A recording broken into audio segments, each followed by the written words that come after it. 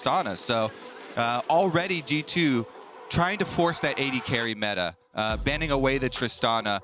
That does actually, funnily enough, raise the success probability of Kalista, because Tristana has been the primary pick into Kalista, going for that lane phase all in, you know, combine it with a Nautilus or something like that. But I know that G2 fans do not want to see another Kalista for them. You know, Flacket is undefeated on Kai'Sa. I really like the Kai'Sa angles when you have, you know, big CC on your team, dive comp, Flacket 4-0 on this champ so far at MSI. It's by far looked like his best, and G2's best. Agree completely, and we're seeing a little bit of targeting towards BJ as both Nocturne and the Lee Sin are taken off the board, but immediately going to see the Wukong now locked in. Obviously, very successful champ for anyone who has picked it up. We'll see how G2 want to use it. We just assume for now it's in the jungle, and again, Galio coming out, so very defensive mid lane pick. Already banned away the Ahri, already banned away the LeBlanc, but you're right to highlight the AD carries. I am with the herd. I don't know. I'm losing the word for. I'm with the herd on this one. I hate the Kalista. You woke up at 5 a.m. I woke up at 5 a.m. I'm with the herd. Me and the herd. We hate the Kalista. That's. I know it does good things. I don't want to see those things. I want to see none of the good things or the bad things. I want no Kalista for either side. But wow. Okay. So Vladimir picked up. Yeah. So there have been a couple of Gwen counter picks circulating, and the Vladimir has been one of the more successful versions of it. I do like this for Broken Blade. He has played and had a long history on Vladimir. North American finals as well when he was on TSM. Huge Vladimir play from him. So do have confidence in Broken Blade playing into the Gwen. And there's my Kai'Sa, Daniel. The herd can be happy. G2 fans and the herd breathing a sigh of relief. There will be no Kalistas in this game. G2 herd here. Strong. G2 herd. Oh no. It's not a G2 army anymore. It's a herd. Oh boy. It's going to be loosey-goosey today, but an explosive bottom lane. We're back, folks. We remember it from 2019. We've all been waiting for it, even if you didn't know it. Kai'Sa, Xayah, meta has returned. Yes, it took a couple bans. Yes, it took a lot of Kalista failing, but finally, the hypest 80 carry meta possible has returned. Now, though, as we enter the second ban phase, Sylas taken away, trying to limit some of Caps' options in the mid lane, as well as the Rakan, that super reliable engage, and obviously the pairing of the Xayah Rakan. Yeah, honestly, too, as much as everyone is focused on the G2 comp, the Buffalo answers here with dual counter engage, Galio and Xayah, is pretty strong. As we said, whenever you pick the Kai'Sa, the next sentence that we went with was you have to worry about the counter initiation and the Xayah and these reaction sort of picks here. So Bard gives you even more delay time with the ultimate, more possibilities there. Not going to lock it in quite yet. I do like leaving support final counter pick. That's quite interesting. Technically, Galio could also be rotated to support. We haven't seen it this tournament, but it has been a possibility in the past. It's much more likely to go mid, though, and they just lock in the Aatrox into Vladimir for the healing 1v1 on top side. Yeah, we just got the bloody drain tank boys there on the top side. Nautilus now locked in, not to the surprise of anyone, just a very standard strong pick. Obviously was the premier support pairing when Kai'Sa was meta previously, so no surprise to see it again there. However, Galio, the thing that I love about him is he obviously just generates so much space for your carries. As long as Galio has W up, it makes it very hard for the Wukong to leap in. Part of the reason why he was so good into champions like Akali back in. Again, I'm really stuck on 2019-2020 meta. It's a good time for League of Legends. Anivia would be the spice. It's a shout out. I think it's just a shout out for later in the day. It is locked in. And here's the thing. Aatrox short range, yes, he can get over the wall. Gwen short range, yes, she can get over the wall as well. But Xayah, you throw the wall behind her, she can't do anything. Galio obviously going to have a miserable time in lane. If he ever tries to E in and Anivia just ults on the ground, that man's just getting burned down. It's really interesting because it diversifies G2's team comp. Because previously they were so heavy on dive all in, and Anivia gives you way more outs. Anivia, really good wave clear. Obviously doesn't have to dive at all. Is much better in these set up secure team fights. So very, very interesting kind of pivot there in the face of so much counter dive with Galio and Xayah and Renata. Renata, the final piece of the massive amount of counter initiation here, is so much better when people are diving into you. So Anivia gives them a bit more range, a bit more security there from the mid lane from Caps. And of course, like you're saying, is quite good into the Galio itself. So both fits in answering the opponent's team, but also the lane here. So I do like that.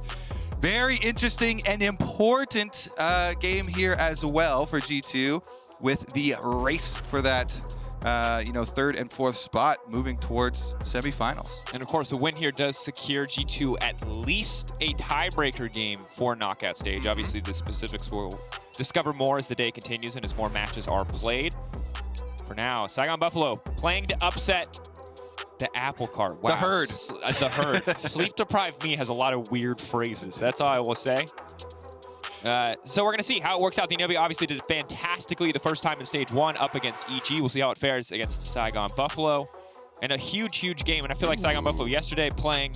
Oftentimes we see this when teams are knocked out or on the edge of knocked out. They play with, like, no fear. And it's a horrifying thing to deal with. We see it all the time. I don't know if you see this in LCS as well, but in LEC we see teams who are, like, once they're eliminated from playoffs, play like absolute mad lads, and they play the best league they've played all year. Yeah, when you have no pressure on you.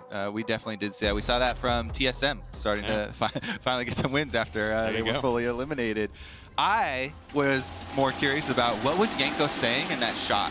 Every member of G2 intently listening, and Yanko's kind of belting out some early game instructions, it looks like. Always love when we get to see those pictures of them just before we go into game, because that's where it really is important. Laying out your early game, laying out your level 1. How do we want to play this out as soon as we've seen the entire team comp match up? And obviously we had the swap there with BeanJ being able to take up the Gwen. And it is going to be the jungle Gwen. It's definitely a bit slower, a bit more farming oriented. But Wukong is also really focused on those team fights, so we'll see if there's any sort of extra early ward. He doesn't place the trinket down towards red or Raptors. And this is interesting. Jungle Gwen obviously picked that I only saw a few times domestically in the LEC, something that has been played a lot in solo queue, but I'm curious what your thoughts are on this pick generally, what it brings. Because obviously solo top lane one we're very used to seeing. Yeah, I do like it in solo queue because it does give you more autonomy. It's more possibilities of 1v9 and not having to trust your team later. But it does take longer to scale than most of the predominant junglers right now. A big part of junglers right now is getting very powerful early so that you can have an impact on the Rift Herald. Yep. Wukong, right at 6, does have a big spike. And while Gwen 6 is important, Gwen scales really well with items, much more so than most of the other junglers right now. So it's definitely much more of a scaling jungle pick. Isn't going to have as much of an effect towards the early stages there, especially worried about possible Rift Herald plays. But they've got the Aatrox on top side, so that plus a Galio ultimate can definitely do wonders when you're working towards some of these skirmishes. If you've got a Gwen with the Mist and a Galio ultimate to come down after the Mist, it kind of buys more time there, so definitely gives it a lot of threat. And I think the big thing that obviously Saigon Buffalo have bought for themselves is a well-timed stun there, stops Froggy from really trading back onto Caps, is that they have, in theory, a much more comfortable laning matchup for Hosmed. Part of the reason why they moved the Gwen out of that topside matchup, but have to see. For now, obviously falling behind a little bit early on, it makes sense. Vladimir has the range, he's got the extra combat, some is going to be difficult to play against. As the hook lands on the bottom side, Taki takes a bit of damage, but they're not a relatively tanky. Courtesy of the Guardian there, able to shrug that damage off, and Hosmed might be in trouble. Really easy for Broken Blade to drop tower aggro. Expects to see him take it first. Waiting for the Q to now come out. Yanko's committing fully to the fight, trying to get a bit more damage down to Hosmed. Hosmed dashing away, first blood, Broken Blade dropping tower aggro, and it's a flawless first blood. Very, very clean from the G2 duo here. Yanko's getting up to Broken Blade immediately. And you can, excuse me, the early game and early morning frogs caught in my throat. The Gwen, though, you can see fully focused on the power clear. So while Yanko's has had a tendency to spend and skip camps for a lot more time affecting lanes, getting his laners going, very, very useful gank from him. Gwen has gone with the full clear, power clear towards the bottom side, and now you see him here over the wall. Oh, Caps not ready for that one. Snip, snip, now down under the tower, just outside of tower range, means Caps is going to fall. A bit of a delayed kill back, but BJ now getting snowballed. Yes, and this is a scenario where 10 out of 10 times you do want the jungler taking the last hit, because Galio is the supportive one, and you got the carry, scaling jungler. Dracos, if you get your early kills on a jungler like this, then all of a sudden, the difference between a top lane Gwen and jungle Gwen starts to shrink because so much more money funneled into BJ now with their early kill onto Caps, and taking away the egg passive now will make him much more vulnerable. This means, ooh, really nice spacing there on Froggy, by the way. Just outside of the Q from Anivia with the Justice Punch, and then able to get right back in. That was beautifully played by Froggy. Running Ignited, ticking down, trying to walk back in and get a cheeky auto, hoping to turn this one away, realizing he's already going to drop, but that's going to be the lane and kill. Massive for Saigon Buffalo. And Kobe, they just keep winning. They've got their Gwen a kill in the early game. AP Jungler's clear speed goes through the roof with early gold, and now they've got the more aggressive laning combo in the Renata plus Xayah, and they're ahead in lane 2. Since yesterday, especially, Froggy has just been fully unleashed, and the Saigon Buffalo here are falling right back up on it. So this is why Renata is so good into a lot of these melee matchups right now. A very good counter engage. Taki, they're able to get him with the handshake, and then on the way out, they chase down the kill. Really, really good stuff here from what's been the most consistent part of this team has been their bottom lane. I think the newest and most important member to step up has been Froggy and BJ. So that mid-jungle duo from yesterday, huge performances out of them to get the Buffalo their first win. And they're continuing their strong play today. Certainly are. And I think incredible to see this early game come out. I was concerned a little bit, honestly, after that topside gank. It played so well. I started to wonder, oh, is Jankos going to pull ahead? But now BJ, you can see individually, 1 kill as well. Matching, his clear speed is still going to be insane. The bot lane is going to be in trouble. So hard to play against Xayah with any kind of advantage. And while Targamas is trying to roam, Saigon Buffalo are responding. Taki is everywhere that he needs to be. They're not really getting the edge in terms of map movement, and Saigon Buffalo pushing forward, leveraging their individual laning advantages to secure this Drake. Yeah, they've got Galio ult advantage, and Caps has no egg for Anivia. So not only is Galio going to be way more impactful in moving down the river for this dragon fight, just champion to champion, but also not having the safety there. Anivia does not want to get caught out early on, especially with no passive. So they only, for the side of G2, get Jankos over to that red buff. He did get a pretty deep ward here. At least we'll see the spawn number 2 in their red quadrant of their jungle on the top side of the map there for Saigon Buffalo. Broken Blade is the point of power for G2. Got the early gank from Jankos, and as soon as he cleans up the rest of that minion wave, will reclaim a bit of the CS lead that he has on the top side. Obviously, Vladimir very good at scaling for some of that AoE damage later on into the game, though Xayah is one of the more difficult AD carries to dive. Yeah. Shogun obviously pretty comfortable. We'll see. I've been impressed with Taki in the early runs. He's been putting a little bit of pressure towards mid. But I'm also watching BJ, because this is a champion that I haven't seen too much of in the jungle for a long time. So far, my only opinions are clear speed, good. Clear speed, very good. Other than that, I'm waiting to see what Gwen is going to do when she's not locked into a lane, because she's not a traditional CC champion. She doesn't offer a lot of playmaking. She relies more on other people around her to kind of set those plays up. Yeah, fortunately for you, there's no real mystery with the champion. It's still very straightforward. Similar Gwen things. It's just that you rely on your laners to have that CC and the setup for a lot of your ganks. Like you're saying, you can't force as many. Once you get level 6 and you've got your ultimate, then you become really threatening, though. And so for BJ, why it was so big for him to get that early kill, ooh, nice, able to still get off that recall there for Aatrox. Normally, after you're full clear on Gwen, you've got a little bit of extra time that goes to waste. Most other junglers, can do something with it, affect a lane or something like that, but usually the level 4 Gwen doesn't have that big of an impact, but you got a very efficient early stop in there to mid lane to get that money, and look at him.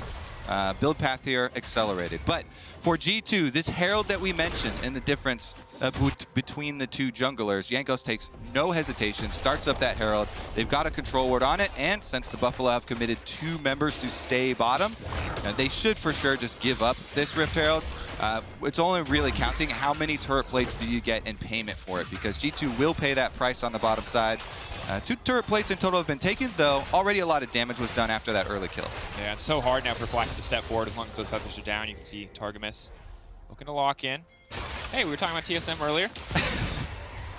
Completely zoned off the tower as well, though. I want to point out. So, Shogun and Taki absolutely, monstering on the bottom side of this map. The Saigon Buffalo bottom lane has been such a point of power for them, and now BJ's coming to join, and they've got a Galio ult. Gonna be big. That's the ulti now going down. Targamas just means that he's walking away a little bit. Flack has the ultimate to reposition if he needs to. He's trying to get away from BJ. Yanko's now on the way in. Saigon Buffalo, they overstayed. Shogun's so incredibly low. Taki incredibly low, but Targamas already down. Yanko's looking to finish one kill, trying to stop the Feathers from coming back. Clean flash from Shogun to finish the job, and Bija now hungry for a little bit more blood. One more Ana's gonna proc him, and it's not enough. Snip, snip, baby! It was getting dirty there for a second, Daniel. I thought G2 were going to clean up more kills, but in the end, the Buffalo with the extra person, Galio ult means the difference. Caps on Anivia, can't really get down there. Could teleport to the tower, but decides to push the wave instead. Gets one wave into mid-turret, and the Buffalo will get not only the extra kills on the bottom side of the map, but the entire turret in the aftermath. Look at the start of this dive. So they were not an ultimate to keep Targamas decently close, but then just outside of that Galio range, and they take a lot of tower shots. BJ is trying to do a lot of work on this top side versus Jankos and Flacket, keeping them out of the actual tower dive itself. But once Janko gets back in there for the double kill, starts to look like G2 are going to get a decent amount of money back until BJ on this Gwen jungle. Riftmaker already done. Got Guess the what? Riftmaker. Got the free boots. This man is zooming. This is your solo queue jungle Gwen. This is the dream. When you get 3 early kills on this champion, Riftmaker 10 minutes into the game, yeah. This is huge jungle game for him. Yeah, I'd say for EU fans, that definitely qualifies as a scare prize. Don't forget to grab your exclusive scare prize Prime Gaming emote so you can strut when you flash in and turn a fight, or when you lose slowly to a 3-0 Gwen. All things are available here in this context. Jankos, of course, did get 2 kills, but Flackid. Hold that thought. Flackid has cleansed, but I don't think he wants to use any summoner spells here. He knows he's down, and BJ now on a rampage. They are feeding Gwen every kill across the map. Yeah, you have to respect that there's no tower left for you for G2. They've lost so much defense so early on into this game, and the Buffalo punish again. Roam down to the bottom side. Now they're roaming up towards mid. Can Taki get him? Taki locks him down. That's going to be the handshake. Now here come the scissors. Oh no, that's a sad time to have the passive back up. Shogun grabbing the kill. Saigon Buffalo completely out of contention. G2 playing for a guaranteed chance at a tiebreaker, but it is Saigon Buffalo who are playing the better League of Legends right now. They're absolutely smashing G2. This is insane. The Buffalo are destroying G2, getting flashbacks to 2019 when they 2-0 G2 at that MSI. Jankos, though, the strong member on the team, has the Divine Sunderer. Topside, their strongest point compared to the rest of the map. Maybe they can get something done here, but Jankos getting pulled back by the chains. Tower shot will not finish it. The bastion of hope for G2 has been their successful plays on the top side of the map. Jankos plus Broken Blade combining yet again for another successful gank. But it does come at the cost of second Dragon, only 12 minutes into the game. Very quick pace here for the Saigon Buffalo. And with the amount of gold lead that they have accrued for themselves, they should be able to continue stacking and push this ahead. Jankos, though, pop this Rift Herald, get as much money into Broken Blade as you possibly can. They're actually just going to leave it here and let the tower deny a little bit more as far as the minions. They get out. They want to overstay their welcome. It's important when you're trying to make comebacks in games like this, not to overstay, not to, rush it too much and get too greedy. A lot of comebacks really come in multi-step process. And it's going to be, there's going to be a few more steps in this multi-step process, most certainly. I think the big concerning thing is if you look at the riff we've rolled, well, you know that the casters are excited because in this house we stand Hextech. However, if you're a G2 fan, you should be concerned because let me tell you what would be great for a turbo-fed Gwen and Azaya, it would be Hextech Soul. So something G2 absolutely have to respect. Yes, they are a late-game team-fighting powerhouse with the Wukong and a Vladimir, but as long as Gwen is far enough ahead of the clock, she doesn't really care about anybody. And here's where you can also put your spotlight on that final pick, the 5th pick, Anivia. As we said, it's so different from the rest of the G2 comp, where Anivia gives you a lot more wave clear and gives you some stalling if you need it. Turns out they are going to need it in this game. And Saigon Buffalo don't have the perfect delivery system for a Galio. Gwen and Aatrox kind of walk their way into your team. They can walk a little bit faster sometimes, get Ghost or Flash in there, but it's not as direct a delivery system as sometimes you see with the super heavy dive. So G2 do have options for stalling and trying to get to those breakpoints that you're looking for with the rest of their carries. Yep. Time is the name of the game, as the gold lead is pretty sizable at this stage, 3K. And again, depending on the context, Broken Blade pretty strong individually, has the Cosmic Drive, will be a big threat on the side lane. G2 yet to really find any kind of footing in teamfights. Losing out in lane prio means losing out on tempo, on pushing in and generating this kind of vision. You can see BJ moving over the top side. I thought he was going to drop a ward. He didn't have a ward. He wanted to ward, but he could not. And you can see total vision control on the top side of the map from Saigon Buffalo. And what we're going to see is a focus from Saigon Buffalo on suffocating G2 as far as the vision goes. BJ is actually just going to walk at them. Jay Hosmed off to the side. That's going to be the TP coming in from the Aatrox. Targamas locked in by the Infernal Chain. Well-placed Q2 to make sure they get the pull back, and that's Targamas getting knocked down. Yeah, it's too scary, Daniel. The Gwen just runs right at your face. Aatrox here as well, jumping over the wall. Hosmed follows it up. And G2, they're going to have to spend every ounce of wave clear that they have to continue delaying. Yeah. Their only kind of benefit is that the Buffalo don't have a great siege team, so it's harder for them to take the rest of the towers in the face of Anivia. Fortunately for the Buffalo, though, neutral objectives coming right back onto the map. They'll just focus on Rift Herald number 2 here and then transition down to the 3rd Dragon, which is at a very quick pace. Yep. Anivia is recalling, but Caps does have his Unleashed teleport ready. He could teleport back after this fight. EV getting lower and lower. Saigon Buffalo maybe secure that one. Looks like they did, as BJ is now going to grab it. Caps returns to mid lane, so he'll be there in time to potentially stall or stop this Herald push, but mid lane tier 1 tower is so important. It's basically gone, because you can try and wave clear, but the Herald is going to destroy that tower no matter what. Well, they're not even going to use it. Gwen immune, obviously. Frustrating for Caps. He has to get so close to do anything here. Renat ult means that Caps is going to punch his friends. Hit him with a little snowflake on the nose. Yep. Gotcha. Fear my terrible auto attack animation. Targamas is literally at 100% life. He's like, wait, what, sir? The tower is dead, though, and they didn't have to invest the Rift Herald. So Buffalo actually have a pretty quick way to accelerate this game. They've got Rift Herald in hand and 50 seconds left on Dragon number 3. So just go to those neutral objectives. Then you can siege up with your Rift Herald, plow down the last one, and you'll be prepped and ready for a very early Dragon Soul. And Gwen Xayah, both ahead of the clock in terms of itemization, means that Wind Baron is an option. Saigon Buffalo are going to have no problem taking that one down pretty quickly. G2 really have to play carefully here. 4K gold lead. Saigon Buffalo slowly but surely extending this lead as G2 trying to group, trying to force, trying to stall what feels like an inevitable Dragon Soul. A little bit of damage coming out, forcing an early flash from Taki. Good heads-up play. Gwen now immune in the engage coming out. Jankos might just have to use the ult to make sure the rest of his team can escape. Infernal Chains coming in. Flash is going out. G2 have burned all their resources just to walk away from the fight. Flacken moving into the backside, but doesn't have enough damage to get anything done. Saigon Buffalo having a hell of a time in a fight, but now Hosmed is isolated. The Aatrox healing is big. Oh god, it's flashback to the Shy. And G2 are running for the hills. One more chain gonna land. Caps taken down. Hosmed still standing.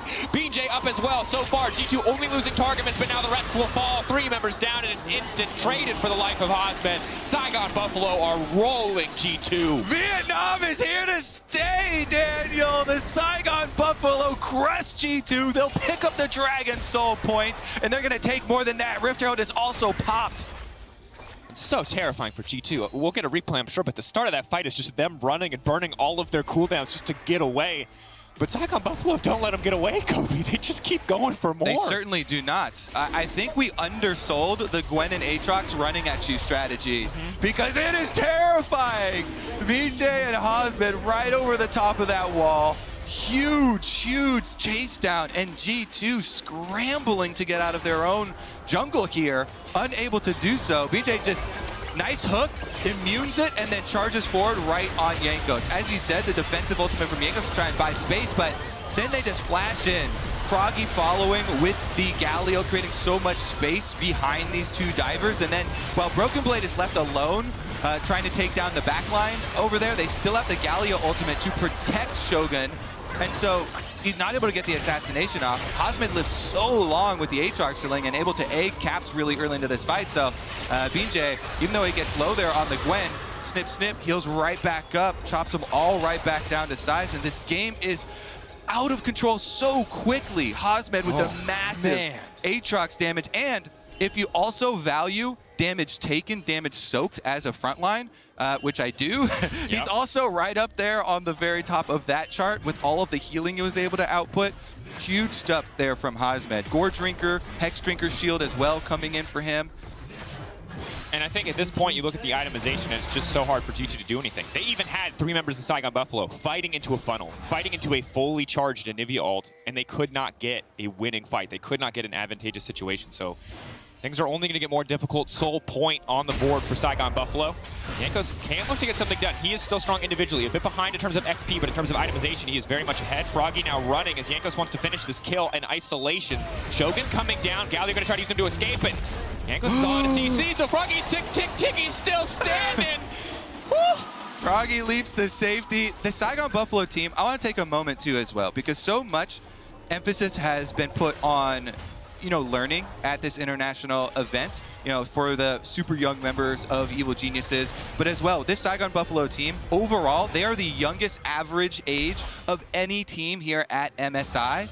And the point earlier about being able to play better when the pressure is off, yes, they have technically been eliminated where they cannot advance to the next stage of the game. So much of what you learn at these international events is that your opponents, even these Pool 1 seeds, are just other humans, and you can take them down. If you play with confidence like this, you can definitely succeed, and they're doing just that. After yesterday, it really feels like this Buffalo team is on a much, much steeper power curve. And just a reminder about how quickly perceptions of teams and your impressions of teams can change in the context. G2 were the best team in the world for the first 2 days of this tournament. And now people are like, oh, wait, how good are they? How good are they really? They're falling down. Saigon Buffalo, maybe we thought they could be upset. We thought they might be better than the PCS. Then we didn't think they're that good. And now they're going to look for 2 upsets in the context of the last few days. Things change so quickly. G2 were the drafting team. This Anivia was part of the reason why we're like, G2 were the drafting team, but now it is the Gwen flex pick in the draft from Saigon Buffalo that is doing work. Best of ones can be very fickle, and so much of international events is also adjusting to metas and changing to what you're seeing from these different international you know, pockets, basically in the adaptations of their champions pool. So really, really great stuff there from the Buffalo. And G2, yeah, as you mentioned, the bigger they are, the harder they fall, I guess, as far as the win streak turning into a loss streak now. Yeah. EU fans brought up just to be brought right back down. We'll see how G2 fare in the rest of the day and how they fare in the rest of this game, as for now, Saigon Buffalo appear to be winning team. That said, Broken Blade good in these extended fights, has the Cosmic Drive, moving away from the Q3, well-timed pool. Hosmed still has a bit of healing coming in. He's got the Moss, so that's extra spell vamp, but Jankos on the way means, well, it might not mean anything. That is one beefy Aatrox. He's going to try to heal up. That's the Q3. No, he doesn't have enough time. He doesn't have enough cooldowns. But in the meantime, Saigon Buffalo pulling the trigger on this Baron. Shogun trying to generate a little bit more space. Walking away. Wall goes down, but he manages to get past it somehow. Oh. There's the ulti. They're flashing away. The taunt coming out from Galio as well. But all the major CC is gone. Maybe, just maybe, G2 can get something done. It is not a jinx. This is huge. It is not a miracle steal, but they've managed to stall the Baron while getting a pick on the bottom side. Broken Blade still taking a tower. That's huge for G2. To be able to get the kill off, sending Jankos bottom and delay the Baron. They don't have to give up anything on the other side of the map, and these are objective bounties. Because the Buffalo are so far ahead, being at Soul Point, plus all of the gold lead, objective bounty and the kill for the pickoff here for G2, and 0 response from the Buffalo because a very nice stall on that Baron. Caps with this Anivia did have to flash, but with the wall, with the range and the AoE here, again, what they drafted with their final pick was so much stalling. That's step 1. Again, see if they can pull it off here, though. 7 seconds left on the Dragon Soul. This is going to be huge. Better practice your smites. Eyes on Jankos, 4-2-2. He and Broken Blade, the sole strong points on the team at this moment. Hosmed waiting off to the side, not sure what the blast cone respawn timer looks like, but he may just be able to dash over the wall here in a moment. Just poking, just harassing, ready to leap in, and that's going to be the World Ender. Flacken now caught in the Infernal Change. He will get pulled back and beat ya. Oh, he just sees a meal. He just sees him waiting for him. Snip, snip. Broken Blade now healing up. Does he have the pool? No, he does not. He just gets cut down. That's going to be the soul. Flacken got squished like a bug, Daniel. It's still going to be down to a smite, though. Jankos is alive. He's got flash. He's got W. He's over the wall. Praying on a miracle. Praying. Can he take it? He got it. He buys time. A brief glimmer of hope. Yes, Saigon Buffalo may take the Baron, but G2, they've held on to hope for now. Oh, my goodness. That is still going to be Baron going for Saigon Buffalo, but Jankos at least saves the soul going over. G2, they're going full defensive now. They've got to stall for a long time because the Buffalo are going to come knocking at your door. They will be wearing purple. They will be buffing up their minions, and they will be looking to get a second win at MSI. G2 need to hold. G2 need to stall.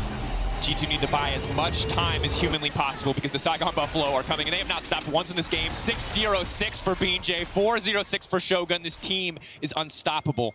Flacket too close to that wall, I have to say. They saw the first Aatrox Q come through on Broken Blade. He gets hit, and Flacket is still here. He goes over to Q the Aatrox.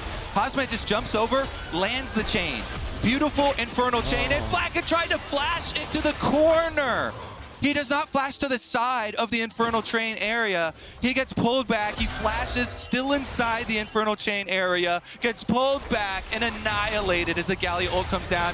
But as low as G2 got there, Jankos saves the day. That was a long time with a low health dragon, and he ended up getting it.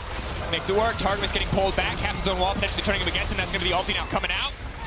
Jankos on the retreat. The entire team now pulling back as Saigon Buffalo relentlessly pushing in this mid lane. Good news is they have the Anivia.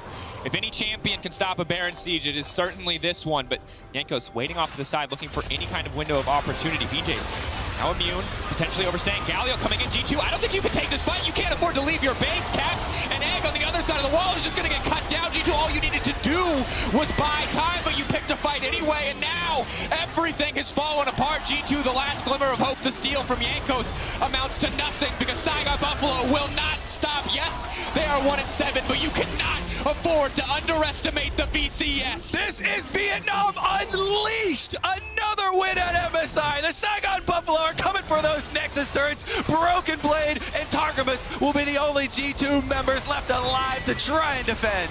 Oh no, for G2. Another crushing defeat. They found 4 victories in this stage, but they will find 5 losses back to back to back to back. This one at the hands of the Saigon Buffalo. They're not even worried about the champions. They close the game out with confidence. Think about it. Yesterday, Saigon Buffalo on the brink of taking down RNG. Then they get their first win. Another win here. They are on fire. Scaling here at MSI, the youngest average team here at the tournament.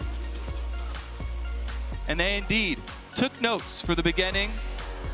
Now they're dishing out the lessons. And now there's other teams we got to be looking at to take notes, to adapt.